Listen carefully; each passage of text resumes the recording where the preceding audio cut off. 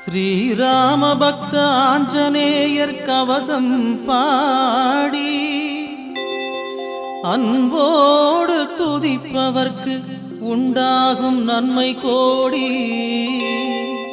பேராற்றல் கொண்டிருக்கும் மாருதி நீயே, உனை போற்றி பாட வந்தோம், நீ அருள் செய்வாயே.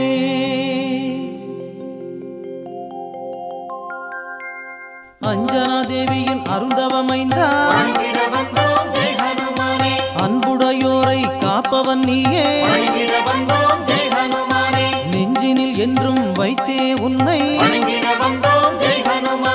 சந்தனத்தாலே பொட்டினை இட்டு சிந்தையில் வந்து நிறைந்தவன் நீயே, காற்றினில் என்றும் கலந்திருப்ப